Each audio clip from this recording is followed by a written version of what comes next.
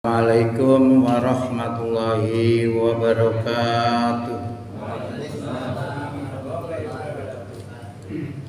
Alhamdulillah, alhamdulillahirabbil alamin.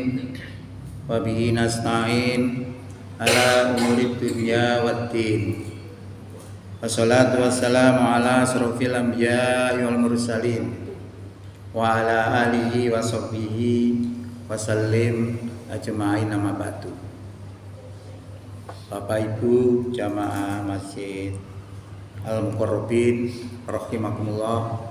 Syukur alhamdulillah di malam hari ini kita bisa hadir untuk sholat maghrib berjamaah yang kita lanjutkan dengan kajian Al-Islam dalam rangka menambah wawasan keislaman kita sekaligus menambah mantapnya keimanan kita. Mudah-mudahan kehadiran kita di malam hari ini diterima sebagai amal soleh di sisi Allah Subhanahu wa Ta'ala. Bapak Ibu yang kami hormati, tanpa terasa kita sudah berada di bulan Agustus ini. Tanggal 12. Bentar lagi kita masuk tanggal 17, di mana bangsa Indonesia menganggap bahwa bulan Agustus ini bulan yang istimewa. Karena apa? Karena dianggap sebagai hari kemerdekaan. Maka berbagai macam kegiatan dilakukan dalam rangka mensyukuri daripada nikmat kemerdekaan itu. Tetapi apakah kita sudah merdeka? Tergantung cara pandang kita. Secara fisik mungkin sudah merdeka, tapi sekarang ini penjajahan dalam bentuk-bentuk yang lain itu banyak sekali. Jadi sebenarnya kalau kita teliti betul, belum merdeka murni, ya, masih banyak masalah yang harus dihadapi. Hadirin rahimakumullah, saya kira saya kepingin melihat kemerdekaan ini dengan model Islam yang mungkin selama ini kita tidak memperhatikan. Tapi sebenarnya Islam itu memberikan suatu ajaran bagaimana kita mengisi kemerdekaan, bagaimana kita mensyukuri kemerdekaan.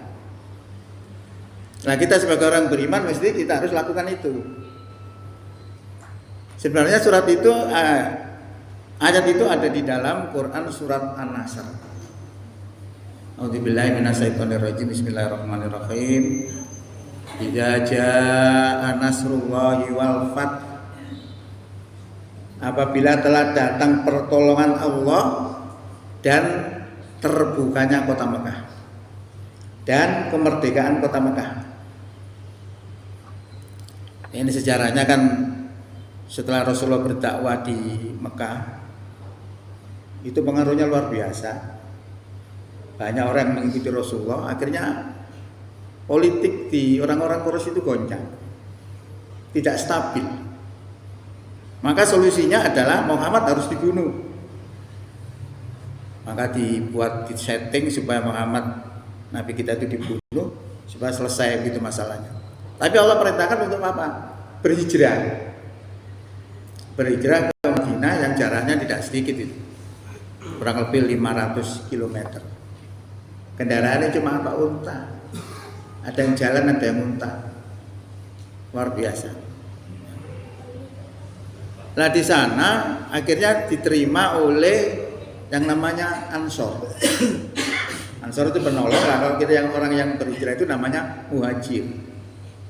Itu di sana akhirnya dipersaudarakan antara Ansor dan muhajir, maka menjadi kuat umat Islam di sana. Nah, terjadi peperangan pertama yaitu perang Badar. Perang Badar ini jumlah orang beriman jumlahnya 313. Orang kafir kurang lebih berjumlah 1000. Jadi 1 dibanding 3, menang. Padahal idealnya kita itu kalau memang kita sabar dan kualitas kita itu hebat, itu 1 dibanding 10. Padahal itu 1 banding 3, dia tambah menang itu. 1 banding 10 aja menang, apalagi 1 banding 3. Nah, setelah terjadi kekuatan begitu meningkat, lalu Rasulullah kembali ke Mekah. Lah kembali ke Mekah itu orang-orang di Mekah ini takut. Takut apa? Takut dieksekusi. Emang dalam dunia peperangan begitu, sing kalah mesti ledeh gitu ya. Ternyata apa? Dugaan mereka itu bereset. Ternyata Rasulullah tidak seperti yang mereka duga. Ternyata Rasulullah memaafkan mereka kecuali yang mereka yang tetap memusuhi kepada Rasulullah baru dieksekusi. Nah, maka melihat kenyataan seperti itu, maka mereka akhirnya masuk Islam dengan gemberuduk. Maka ayat berikutnya mengatakan waraitan nasa yadkhuluna fi dinillahi afwaja. Kamu lihat para manusia itu masuk ke dalam agama Allah dengan berbondong-bondong. Oke, jadi ini nyeritakno kemerdekaan kota Mekah. Apa perintah Allah? Perintah Allah adalah dua. Fasabbih bihamdi rabbika wastaghfirhu. Bertasbihlah dengan memuji nama Tuhanmu dan beristighfarlah. Ya, dua ini yang diajarkan oleh Allah kepada kita dalam rangka mensyukuri nikmat kemerdekaan, dalam rangka mengisi kemerdekaan. Kita isi dari sisi religiusnya. Kalau kita lihat sekarang kan dari sisi fisik ya, yang namanya kegiatan-kegiatan luar biasa, tapi hal-hal yang mengarah kepada religius hampir tidak ada. Padahal Allah sudah mengajar. Kalau kita kemudian menyebut nama, menyesucikan Allah, itu masuk kategori zikir. Nah, dan zikir itu mengingat Allah dampaknya luar biasa. Kalau orang itu selalu berzikir, itu seperti ngelap koco gitu. Tiap hari lap koco dilap, sesuai gila. Nek gila kalau cahaya akan mantul. Lah orang yang hatinya gila begitu itu, nanti ada ilmu Allah itu bisa mantul kepada orang yang ahli zikir. Makanya ilmunya ahli zikir dengan bukan ahli zikir beda. Ya lebih hebat yang ahli zikir. Karena ada pantulan. Nah, kalau hati itu selalu gilap gitu, bersih, lama-lama hati itu menjadi hidup. Oke. Kalau kita memiliki hati hidup, maka kita memiliki prinsip tidak mudah terpedaya oleh model masyarakat yang bagaimanapun. Tidak mudah terkontaminasi oleh hal-hal yang negatif. Jadi hati yang hidup itu diibaratkan seperti apa? Seperti ikan di lautan. Ikan di lautan itu walaupun tak jempolan begini, berada di lautan asin selama 50 tahun, diterjang ombak dari atas bawah kanan kiri. Selama ikan itu hidup, maka ikan itu rasanya tetap tawar. Asin tidak bisa masuk. Kenapa? Karena dibentengi oleh hidupnya ikan. Tapi kalau ikan itu mati, tidak pakai 50 tahun. Sekarang mati kita letakkan di air asin langsung asin. Itu maknanya orang yang memiliki hati hidup karena zikirnya itu tadi berada di lautan masyarakat yang coraknya bermacam-macam, ada hitam, putih, kuning, hijau, biru dan lain sebagainya. Selama hati ini hidup, maka tidak bisa terkontaminasi oleh macam ragamnya masyarakat yang seperti itu. Walaupun kumpul dengan penjudi tidak bisa jadi penjudi, karena memiliki karakter, memiliki prinsip yang kuat. Hidup artinya. Jadi model masyarakat yang coraknya begitu macam itu tidak bisa masuk. Ini salah satu. Tapi kalau hati itu mati sebabkan tidak pernah ingat kepada Allah, tidak pernah zikir kepada Allah. Kumpul dengan penjudi akan jadi penjudi, kumpul dengan perampok akan jadi perampok, kumpul dengan apa saja akan tertular oleh yang dikumpuli. Ini hebatnya hati yang zikir. Bahkan dengan hati yang zikir itu bisa mencegah seseorang dari melakukan perbuatan maksiat. Contoh ketika Umar bin Khattab ngetes seorang pengembala kambing. Dia pengembala kambing ini buruk. Sing kambing sing dingon itu ribuan. Mau medintit 20 ndak tahu. Apalagi 10, apalagi 1. Ndak akan tahu yang punya. Lah Umar bin Khattab bilang, "Hai pemuda, jualah kambingmu 1 ekor saja kepada saya. Maaf Tuan, ini bukan milik saya, ini milik majikan saya." Sudah ngomong sama majikanmu bahwa kambing yang kamu jual kepada saya dimakan serigala. Ya masuk akal. Tapi apa jawabnya pemuda itu? Fa'ainallah. Maksudnya kalau kambing ini saya jual kepada Anda Tuhan, fa'ainallah, maka di mana Allah itu? Loh, karena dia zikir, ingat kepada Allah bahwa Allah melihat dirinya. Maka tidak jadi dijual walaupun dia punya kesempatan itu.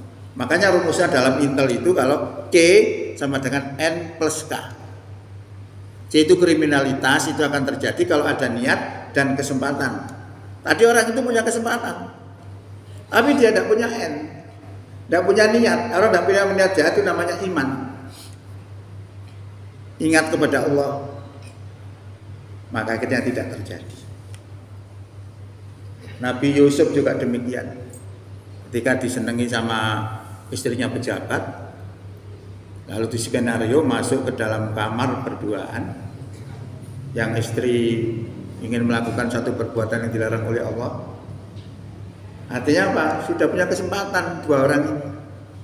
Tapi Yusuf tidak mau melarikan diri. Kenapa dia melarikan diri? Dia sadar bahwa dia sedang dilihat oleh Allah. Ini zikir. Zikir dengan pikiran, dengan ucapan dan lain sebagainya dan lain sebagainya. Itu pengaruh zikir. Maka kalau hal ini kita terapkan itu luar biasa. Karena itu merupakan ciri-ciri daripada keimanan itu sendiri. Termasuk ketika orang itu beristighfar, itu menunjukkan orang itu memiliki kesadaran bahwa orang itu melakukan satu kesalahan lalu ingin memperbaiki dirinya. Kalau orang itu melakukan kesalahan kemudian ingin memperbaiki dirinya, maka kesalahan-kesalahan itu akan diganti oleh Allah dengan kebaikan.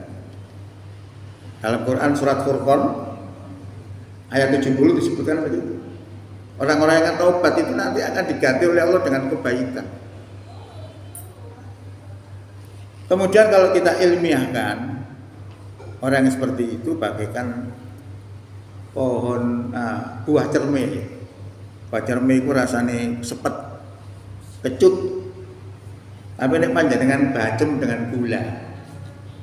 Cermai yang sepet dan kecut tadi berubah warnanya, rasanya menjadi manis. Panjenengan bisa coba. Itu artinya kejelekan bisa ditutupi dengan kebaikan. Sama dengan itu tadi. Nah ini kalau 2 hal ini kita lakukan di dalam mengisi kemerdekaan luar biasa.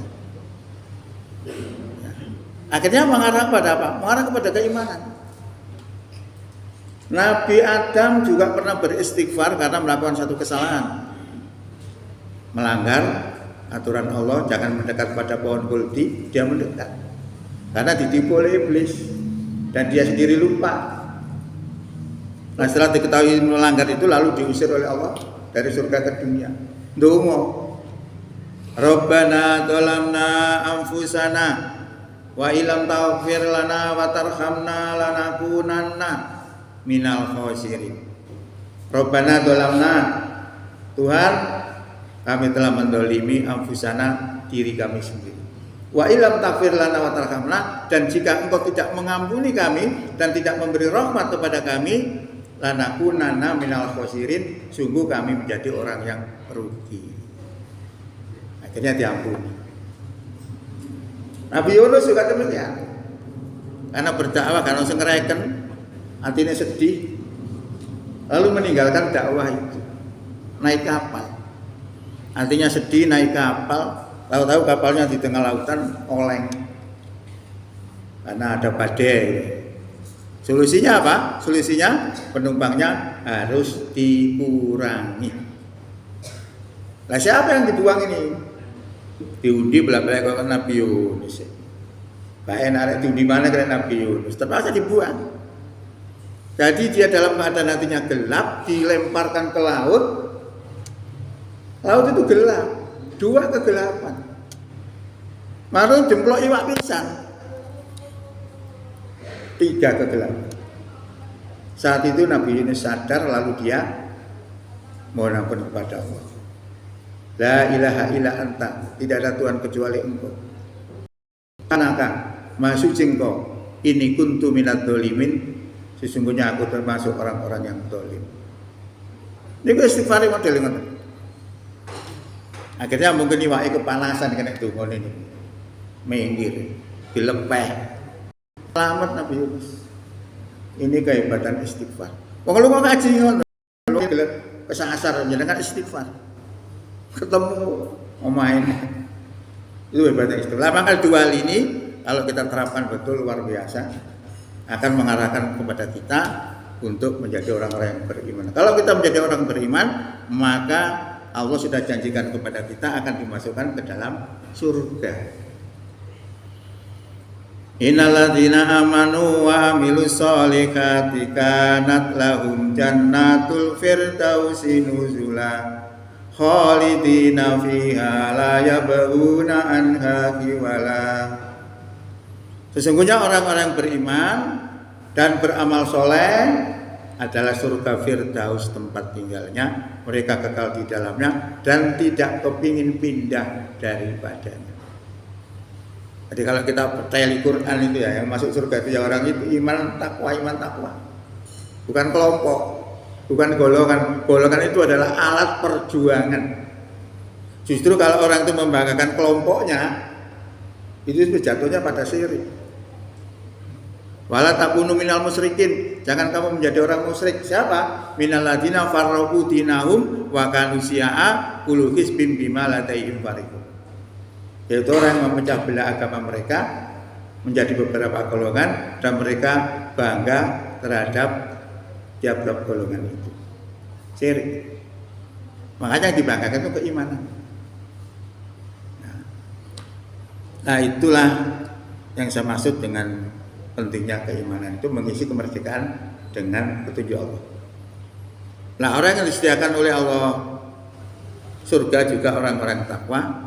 Wasari'u ila magfiratin mir rabbikum wa jannatin arduha samawati wal ard uiddat lil muttaqin. Bersegeralah kamu kepada ampunan dari Tuhanmu dan bersegeralah kamu kepada surga, yang surga itu luasnya seluas langit dan bumi, uiddat lil muttaqin, yang disediakan untuk orang yang takwa. Jadi 2 ini, iman takwa, iman takwa. Maka memperjuangkan predikat itu penting. Ya. Hadirin rahimakumullah, maka yang penting bagi kita itu adalah menyadari untuk apa kita hidup di dunia ini dan akan kemana, itu harus sadar. Dalam Quran disebutkan bahwa kita dihidupkan oleh Allah, diciptakan oleh Allah itu untuk mengabdi kepada Allah. Kalau kita mengabdi kepada Allah, maka dilengkapi dengan ilmu. Karakternya harus iman takwa. Nah, untuk menjalankan iman takwa ini acuannya apa? Quran. Tapi terhadap Quran ini orang itu kadang-kadang tidak bisa menerima sepenuhnya. Kalau itu orang kafir. Orang-orang yang beriman sendiri juga begitu, orang Islam sendiri juga begitu. Tidak semua bisa menerima Quran ini loh. Karena Quran itu isinya banyak. Karena orang Indonesia itu pahamnya banyak kan 5 item: syahadat, sholat, zakat, puasa, haji. Jadi kalau kita lihat Quran ini tidak mungkin isinya cuma 5 itu, banyak sekali. Itu saya katakan bahwa apa yang saya sebutkan tadi adalah pemahaman Islam dalam pengertian khusus. Tapi dalam pengertian am beda. Maka dalam dunia akademik itu bagaimana kita mempelajari Islam, bagaimana kita mengenal Islam, itu ada metodenya. Yaitu studi Islam yang disebut normativitas dan historisitas. Normativitas itu adalah mempelajari agama dari sumber teks ajaran agama itu. Kalau kita mempelajari Islam, sumbernya Quran dan Sunnah. Kalau kita mempelajari dengan model historisitas, itu mempelajari agama dari pemeluk agama itu sendiri. Maka di tahun 2008 itu ada seorang anggota parlemen membuat sebuah film yang namanya Fitnah. Dia membuktikan kepada dunia bahwa ajaran Islam itu ajaran teroris. Dia bawa ayat. Nah, saya langsung bisa tahu bahwa anggota parlemen ini mempelajari Islam dari model historisitas. Karena saat tahun 2008 itu banyak umat Islam melakukan teror. Hasilnya mesti inklusif. Tapi beda orangnya mempelajari dengan normativitas. Dengan normativitas itu akan ditemukan 3 ajaran besar. Pertama adalah masalah akidah, yang kedua syariah, yang ketiga akhlak. Yang masalah akidah dan akhlak tidak ada masalah kalau diterapkan. Tetapi kalau masalah syariah jadi masalah. Karena masalah syariah itu terdiri dari 2 bagian, hubungan manusia dengan Allah yang disebut hablum minallah, dan hubungan manusia dengan manusia yang disebut hablum minan nas. Dua-duanya ini Islam. Kalau di Indonesia itu kalau masalah hablum minallah tidak ada masalah. Panjenengan sholat 2 rakaat tidak apa-apa, tidak dimasalahkan oleh pemerintah. Tapi kalau panjenengan sudah berbicara masalah hablum minan nas, jadi masalah. Karena hablum minan nas ini apa? Hukum-hukum yang berkaitan dengan negara, hukum yang berkaitan dengan perang damai, hukum yang berkaitan dengan memilih pemimpin dan lain sebagainya. Itu semua kalau di tempat kita itu tidak dipakai. Yang dipakai apa? 1, zakat, karena ada duitnya. Ya, padahal itu harus dilaksanakan.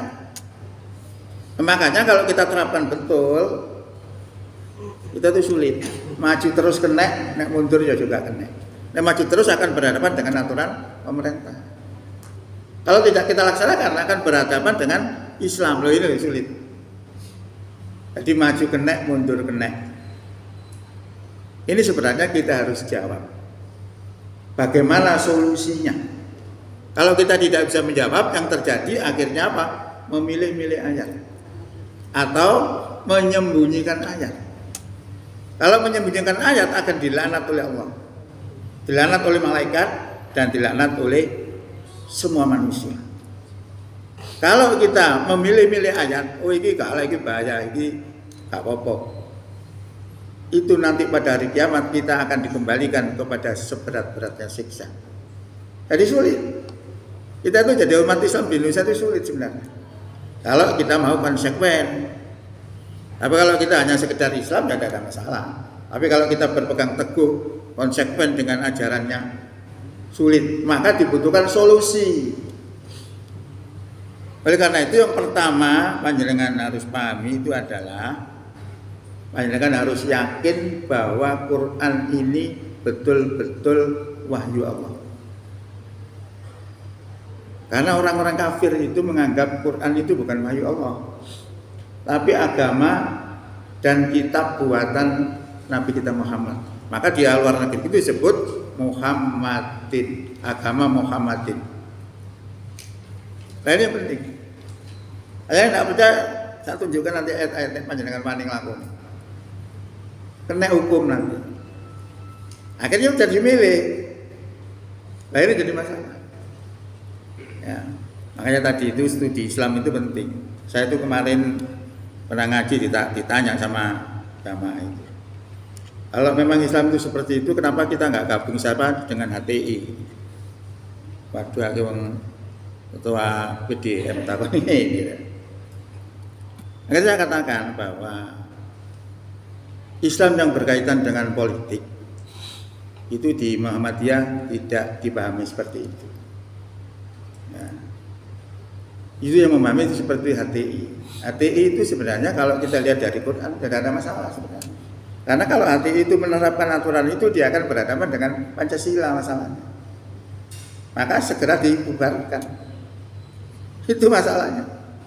Nah, nanti kita akan beri solusi yang kita melakukan Islam tidak melanggar aturan negara dan menjadi warga negara tidak melanggar Islam. Luar biasa.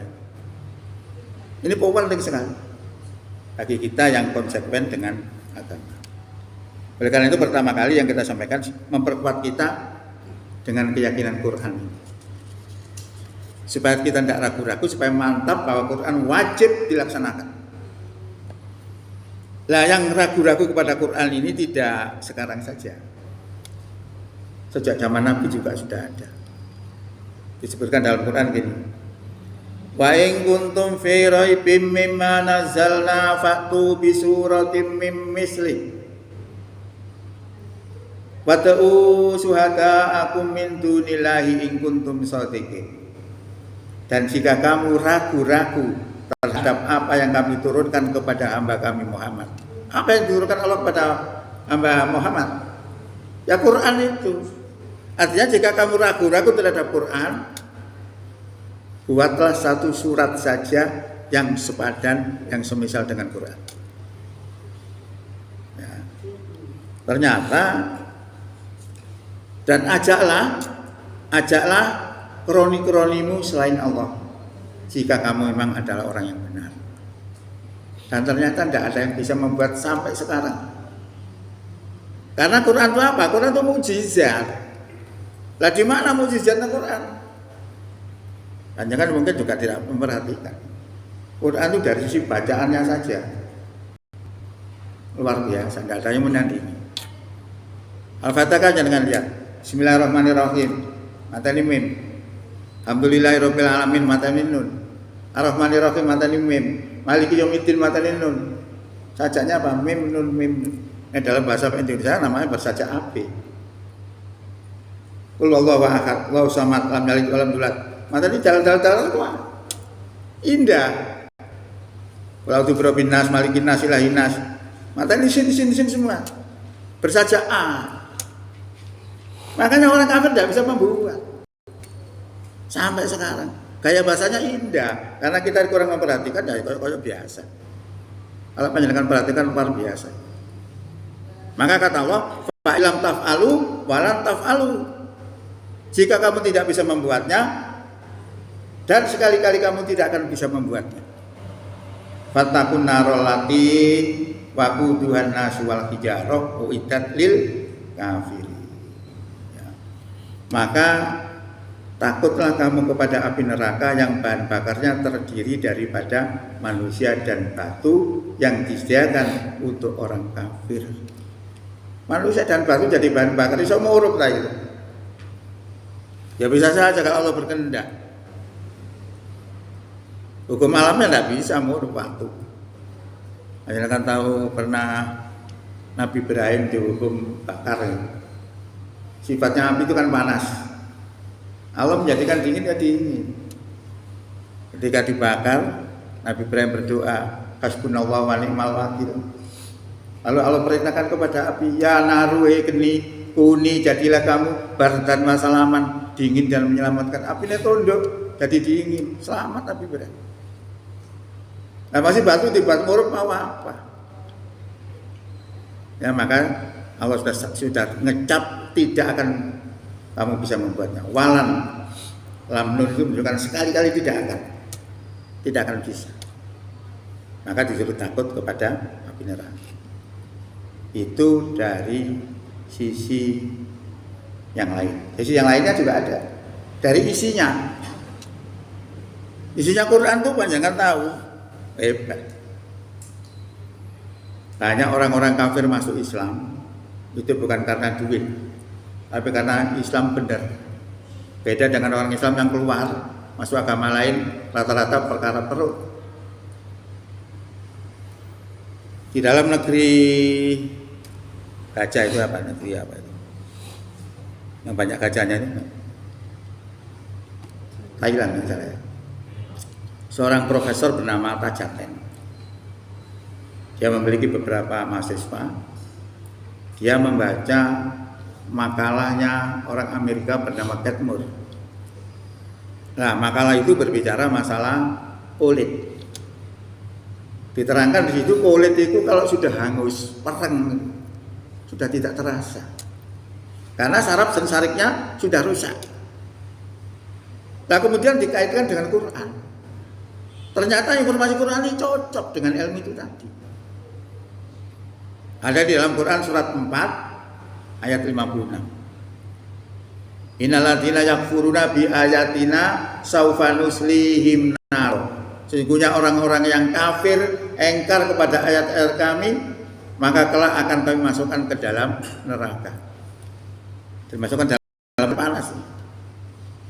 Ulama nazijat juludum, tatkala kulit mereka itu hangus, badalnahum juludan ghairaha, kami ganti kulit mereka dengan kulit yang baru. Nah, wis hangus terus ganti kulit yang baru apa? Liyazukul azaba, supaya mereka bisa merasakan sakit terus-menerus. Soalnya kalau udah diganti tidak terasa. Cocok dengan informasi Quran tadi. Quran dengan ilmu pengetahuan yang cocok. Akhirnya apa terjadi? Orang itu masuk Islam karena informasi Quran sama dan sebangun dengan ilmu pengetahuan. Kurang diperhatikan kita. Ada lagi yang diselidiki oleh seorang profesor juga, ada di dalam Quran surat Al-Mu'minun surat 12 ayat 12 ya. Sebentar ini.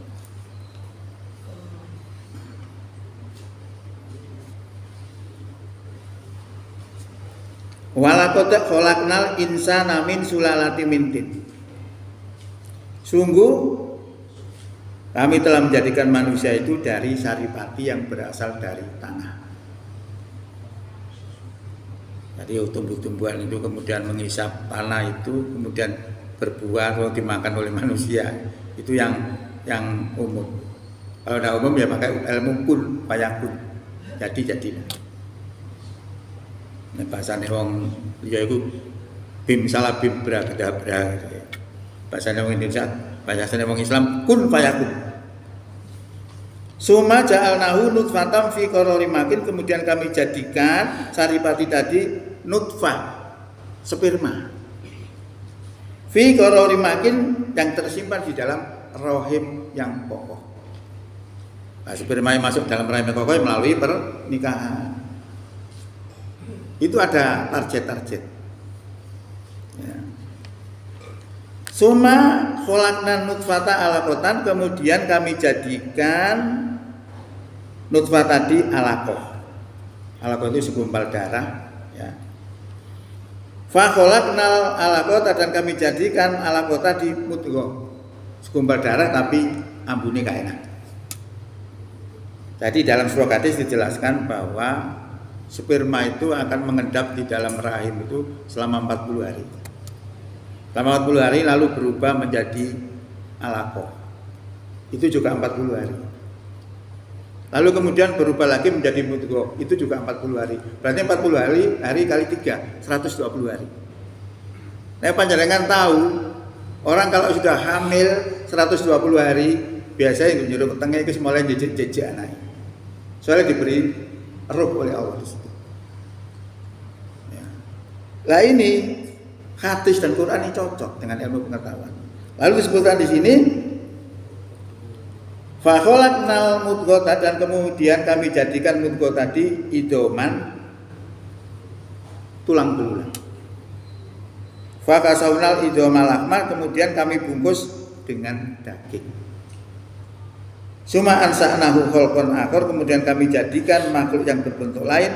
Fatabarakallahu ahsanul khaliqin, maka Maha Suci Allah pencipta yang paling baik. Ini seorang profesor menyelidiki Quran ini kaget. Kenapa kaget? Informasi ini kan ilmu kedokteran, kok cocok dengan ilmu pengetahuan sekarang. Padahal Nabi kita itu orang umi, bukan profesor, bukan sarjana, bukan dokter. Kalau dokter, sarjana, profesor biasa ngomong gini. Tapi Muhammad itu orang umi. Tidak mungkin ini ucapan Muhammad. Ini logika yang dibangun oleh seorang profesor itu tadi. Lalu dia memiliki Injil, dia orang Kristen. Menyelidiki Injil, ternyata Injil itu dalam pembukaan setelah Nabi Isa itu wafat beratus-ratus tahun, sekitar 300 tahun baru dibukukan. Kemudian beliau menyelidiki Quran, ternyata Quran itu begitu turun ayat langsung ditulis dan dihafalkan. Artinya dalam segi penurunan sudah tidak ada keraguan lagi Quran. Ya, dibandingkan dengan Injil tadi bingung. Satu ilmu pengetahuan dari Injil yang bermacam-macam, penjelasannya juga beda. Maka setelah melihat Quran ini kaget. Terus dilihat isinya itu tadi. Isinya juga demikian, meyakinkan. Maka pada satu saat dia berpidato di depan gereja itu, dia menyatakan selama 30 tahun dia belum pernah menemukan penyelidikan yang seperti itu. Dan belum pernah agama-agama yang bisa memberikan jawaban yang hebat seperti itu. Maka tidak ada alasan bagi mereka, bagi profesor itu tadi, akhirnya dia menyatakan asyhadu an la ilaha illallah wa asyhadu anna muhammadar rasulullah. Masuklah dia Islam. Ini kehebatan Islam, kehebatan Quran. Ya, artinya apa? Ini menunjang kepada kita bahwa orang kafir aja begitu yakinnya kepada Quran, apalagi kita gitu. Kalau masih ada yang ragu itu tidak masuk akal. Nah, yang bagi ragu sudah diberitahu seperti ditantang oleh Allah, gawe sak surat enek iso. Enggak akan bisa. Nah, ini meyakinkan kepada kita bahwa kita itu harus gunakan Quran sebagai acuan dalam kehidupan kita, karena Allah sudah berfirman, "Zalikal kitabu la raiba fihi." Itu kitab Quran, tidak ada keraguan di dalamnya, hudal lil muttaqin, petunjuk bagi orang-orang yang takwa. Oh, nah ini kalau tunjukkan ayat Quran yang harus kita terima. Karena Quran itu isinya kan macam-macam. Ada ayat-ayat yang radikal, ada ayat yang moderat, ada ayat yang khos, ada ayat yang am. Saifuddin Ibrahim itu seorang murtadin, keluar dari Islam masuk Nasrani, ngeleng-ngeleng Islam. Nuduno kepada dunia bahwa itu ajaran Islam ajaran gak pantas untuk manusia. Lihat Quran surat 2 ayat 191. Ini ajaran radikal, gak pantas. Dia gak ngerti. Saya langsung bisa ngerti. Berarti Saifuddin Ibrahim gak ngerti juga, gak ngerti Islam. Loh kok bisa? Dikira itu ayat harus diterapkan. Itu ayat khos. Ayat khos itu mengandung ilat, sebab. Kalau sebabnya nggak ada, sampai hari kiamat tidak bisa diterapkan. Orang mencuri itu hukumnya potong tangan. Yang profesional. Nah kalau mencurinya karena paceklik, karena situasi yang tidak memungkinkan, kalau tidak mencuri tidak bisa makan. Nah yang seperti ini masih bisa dimaafkan. Tapi yang dipotong tadi adalah pencuri yang profesional. Berarti ilatnya memotong tangan tadi adalah mencuri. Nah kalau mencuri itu tidak ada orang mencuri sampai hari kiamat, masih hukumnya ono, nggak bisa diterapkan. Itu namanya ayat khos. Nah, saya ikutin Ibrahim tadi bahwa ayat itu nggak ngerti, dikira itu diterapkan. Nah itu seperti itu. Makanya mempelajari Quran itu penting. Nah sekarang saya sampaikan Quran surat Al-Maidah ayat 48. Nah, mungkin jarang dikaji, tapi soalnya ini ada kaitannya dengan hukum-hukum yang harus diterapkan, wajib diterapkan. Wa anzalna ilaikal kitaba, telah kami turunkan kepadamu Muhammad apa Alkitab, kitab bil haq, dengan benar. Jadi Allah menurunkan kitab Quran ini dengan benar kepada Nabi Muhammad. Berfungsi sebagai apa? Musaddiqal lima baina yadayhi minal kitabi, yang membenarkan kitab-kitab sebelumnya. Ya, kitab-kitab sebelumnya itu salah satu contoh misalnya, kalau orang Nasrani memahami bahwa Nabi Isa itu disalib, ya, terbunuh dan disalib. Quran menjawab, menjelaskan. Wa ma qatalu wa ma sholabu. Mereka tidak membunuhnya dan tidak menyalibnya, tetapi Allah mengangkat ke atas kepada dirinya. Dijelaskan oleh Quran. Maka disebutkan musaddiqal lima baina yadayhi wa muhaiminan alaihi, dan sebagai batu loncatan, batu ujian atasnya. Lalu Allah perintahkan fahkum bainahum, hukumilah antara mereka itu, atau putuskanlah hukum antara mereka itu bima anjalallah, dengan apa yang Allah perintahkan, dengan apa yang Allah turunkan. Diperintahkan oleh Allah untuk memutuskan perkara dengan apa yang Allah turunkan. Apa yang Allah turunkan? Ya Quran ini. Jadi Allah perintahkan supaya menghukumi dengan Quran. Wala tatabi, dan jangan kamu ikuti ahwa'ahum, hawa nafsu mereka. Kalau kita bandingkan di negeri kita aja, nah di saudara aturan Islam gak gelem. Ambil hukum melong dua gelem. Percaya sama. KUHP itu hukum peninggalan Belanda. Gelem, tapi hukum Islam gak gelem. Apa yang salah? Ya, karena pahamnya Islam itu 5 tadi loh. Syahadat, sholat, zakat, puasa, haji. Yang lain di luar itu sudah tidak ada hubungan dengan agama. Nah ini jadi masalah. Ya. Jadi dilarang mengikuti hawa nafsu mereka. Amma ja'aka minal haq, dengan meninggalkan kebenaran yang datang kepada kamu. Nah, jadi diperintahkan oleh Allah untuk menghukumi dengan Quran. Jangan ikuti hawa nafsu mereka, dan sehingga meninggalkan kebenaran yang datang kepada kamu. Likullin ja'alna minkum syir'atan wa minhaja, tiap-tiap umat kami jadikan di antara kamu itu syariat dan jalan yang terang. Jadi syariat itu beda-beda di antara nabi-nabi ini. Seluruh nabi mengajarkan apa? Satu, tauhid. Tapi syariatnya bisa berubah, bisa beda. Contoh ya, syariatnya Nabi Adam, nek wong rabi niku karo dulur kandunge. Nek sakniki kawin karo dulur kandunge dosa. Lho kok iso beda? Tapi bagaimana wong zaman Nabi Adam tidak ada orang, yang ada cuma anaknya saja. Maka aturan ini disesuaikan dengan kondisi manusianya. Nah sekarang juga sama. Sekarang kan orang sudah full, maka yang cocok adalah Quran. Maka disebut tadi sebagai batu ujian atasnya. Maka disebutkan di sini, ya, likulin ja'alna minkum syir'atan wa minhaja, dan tiap-tiap umat kami jadikan di antara kami itu syariah dan jalan yang terang. Walau sa'allahu la ja'alakum ummatan wahidah, dan sekiranya Allah berkehendak, la ja'alakum ummatan wahidah, akan dijadikan kamu itu umat yang satu. Loh, berarti Allah tidak berkehendak. Kalau Allah berkehendak, kita akan dijadikan umat yang satu saja. Gak centang perenang.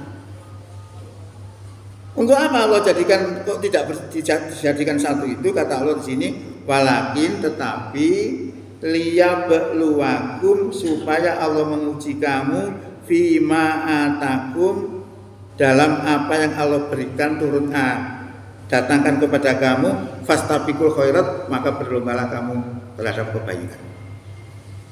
Ayat Quran ini sebenarnya juga ujian. Bagaimana pandangan kita terhadap Quran ini? Apakah kita memperjuangkannya untuk bisa diterapkan, direalisasikan, atau kita diam? Diuji sudahlah kita. Maka nanti disebutkan oleh Allah, ilallahi marji'ukum, pada Allah lah marji'ukum, tempat kembali kamu jami'an semuanya. Fajunnabi hukum bima kuntum fihi takhtalifun, maka Allah akan mengabarkan kepada kamu terhadap apa yang kamu di dalamnya tadi berselisih. Kita terkait dengan hukum Islam kan berselisih. Gak perlu, selain perlu berselisih itu akan dikabarkan oleh Allah nanti itu. Ayat-ayat ini jarang kita kaji. Kalau saya dulu ngaji gini, saya ke tahun yang lalu saya mulai begini. Wa alaikum bainahum, dan putuskanlah perkara antara mereka itu bima anjalallah. Diulangi lagi oleh Allah.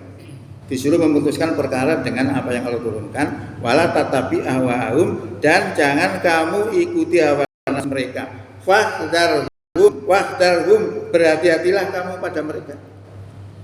Ayat tinuka ambati ma anjalallahu ilaika, agar tidak menjerumuskan kamu dari sebagian apa yang Allah turunkan kepada kamu.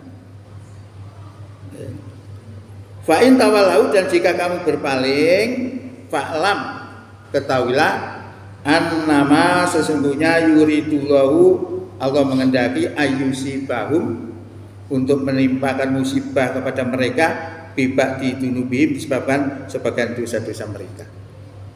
Wa inna katsiran minan nasi lafasikun, dan sesungguhnya kebanyakan daripada manusia itu sungguh adalah orang-orang fasik. Ini ayat keren ya. Lalu yang terakhir ini ditutup oleh Allah, afa hukmul jahiliyati yabghun, apakah hukum jahiliyah yang kamu kehendaki? Waman ahsanu minallahi hukmal liqaumi yuqinun, dan hukum siapa yang lebih baik daripada hukum Allah bagi orang-orang yang yakin. Ayat ini sebenarnya menginspirasi kepada kita bahwa kita itu sebenarnya diperintahkan oleh Allah untuk menggunakan hukum-hukum Allah. Bahkan di dalam ayat sebelumnya ini lebih kering lagi. Barang siapa yang tidak berhukum dengan apa yang Allah turunkan, fa ulaika humul kafirun, maka mereka itu orang kafir. Barang siapa tidak berhukum dengan apa yang Allah turunkan, maka mereka adalah fasik. Yang lain lagi adalah dolim. Orang keren dolim. Nah, bagaimana kalau kita menghadapi seperti ini? Itu penting. Harus ada solusi supaya kita selamat menjadi warga negara yang tidak melanggar Islam dan menjadi orang Muslim yang tidak melanggar warga negara. Ini sangat penting. Termasuk kuncinya yang namanya tindak kekerasan. Orang Islam yang dicap sebagai teroris itu sebenarnya menyelesaikan itu gampang. Sekarang kan orang itu dikerasi ya. Jadi seperti orang pohon pisang itu dianggap teroris. Anak pohon pisang cukul dianggap teroris. Gak seneng dibacok, dipedot, hilang. Sak minggu muncul mana? Ketok mana? Sak minggu muncul mana? Diketok mana? Sak minggu muncul mana? Kenapa kok muncul terus? Karena masih ada akarnya. Nah, akarnya dilangi selesai. Lah akar di sini masih dalam pahamnya. Karena mereka melakukan kekerasan itu dalam pandangan mereka itu amal soleh. Maka setiap mereka dikerasi semakin kuat ya. Karena dia dianggap musuhi Allah. Itu masalahnya. Berarti kita harus bisa kalahkan pahamnya itu. Kalau kita nggak bisa kalahkan pahamnya, nggak akan bisa. Selamanya akan muncul terus. Karena itu ideologi. Seperti orang komunis itu kan ideologi. Sekarang orang komunis juga masih banyak. Karena ideologi. Tidak bisa mati. Maka kalau kita menghentikan itu harus kalahkan paham. Nah, paham mengalahkan ini harus kita mengetahui bagaimana dalam Quran itu kapan kita terapkan radikal, kapan kita terapkan moderat. Nah, radikal-radikal ini apalagi kalau zaman sekarang ini namanya ada moderasi agama. Moderasi agama itu tuntutannya apa? Tuntutannya supaya orang itu berlaku moderat. Jangan radikal. Radikal itu sebenarnya diterapkan oleh Rasulullah loh. Moderat diterapkan, radikal diterapkan. Kalau kita buang yang radikal, kita terapkan yang moderat, itu sama dengan mengimani sebagian kitab dan kufur pada sebagian lainnya. Itu akan dikembalikan oleh Allah pada hari kiamat dengan siksa yang pedih.